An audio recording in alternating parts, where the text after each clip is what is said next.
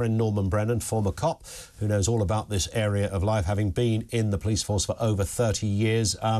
Norman, it's another tragic story. I don't know how many times you and I over the years have spoken on this. Every time we see one of these stories and these needless deaths of a young person, the same mantras come out. We hear the mayor say the same thing. We hear politicians say the same thing, but nothing fundamentally seems to change. Good afternoon.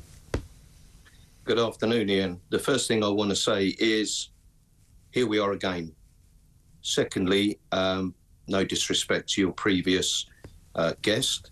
I got a bit lost with what he was saying. It was much more of a religious overview, which I can't dismiss. I'm a religious man myself, but we always seem to be dealing with froth. Let me show you a couple of headlines.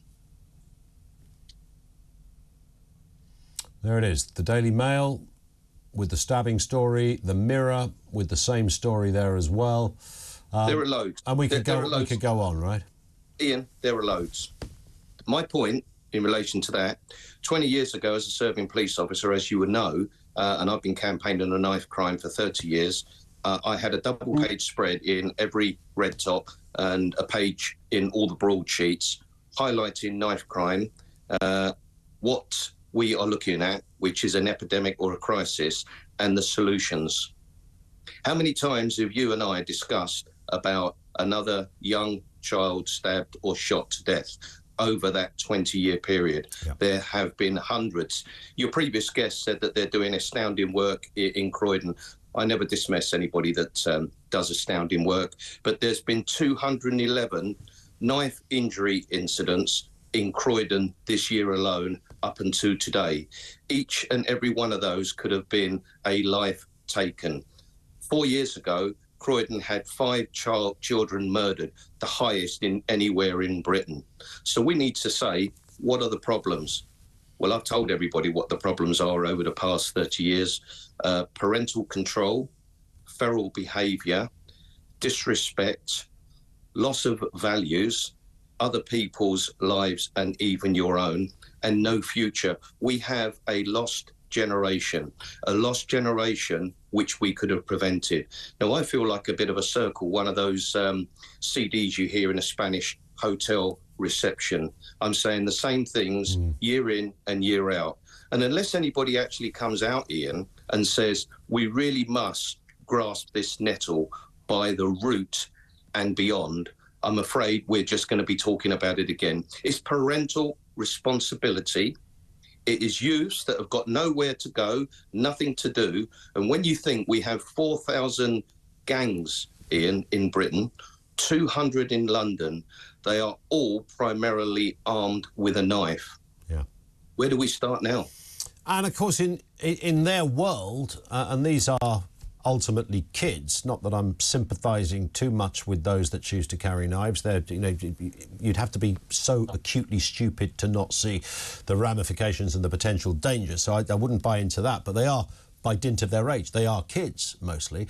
To them, it's an exciting life, Norman, isn't it? I mean, this is, I was saying to our previous guest, you know, you haven't got to go to, some are still at school, but even those that have left, you haven't got to go to work because your life is about crime, whether it's drugs or something else. You know, you're with like-minded people. You can lark around listening to music. You can do whatever you want to do, whether it's narcotics or something else. And of course, you feel very confident because you're out there with a big blade. And, you know, these kids are trying to outblade each other when it comes to the size of these weapons, and now we've got teenagers walking the streets with machetes in broad daylight.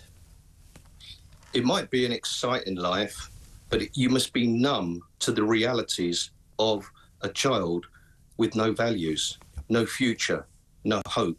When you have those ingredients, you have a lost child that often meets other like-minded individuals. Sure. Well, Ian, you and I probably remember the olden era.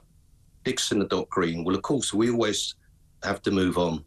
That's where a police officer was on the streets, on housing estates, interacting with the youth, parents, shops, and the public. And it was called community engagement.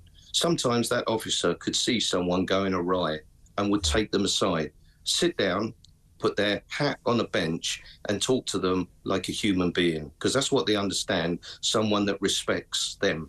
listens to them, and then helps try and guide them and speaks to the parents and perhaps speaks to the authorities if they feel they need a bit of extra help.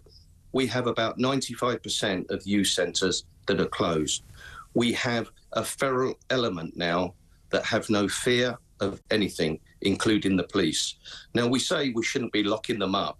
Well, what should we be doing with them? Yeah. The police on stop and search, in 2009, there were 1.5 million stop and searches. Last year, that reduced to 500,000. The police have been threatened by Theresa May at the time for London and the London mayor with legal action if they stopped. Yeah. Actually, they didn't stop and searching. Under a centre right-wing Conservative leader, or Home Secretary she was at the time. I mean, extraordinary that it was ever there. Norman, listen, I step in for no other reason than time. It's always very thorough stuff from Norman Brennan. Thank you.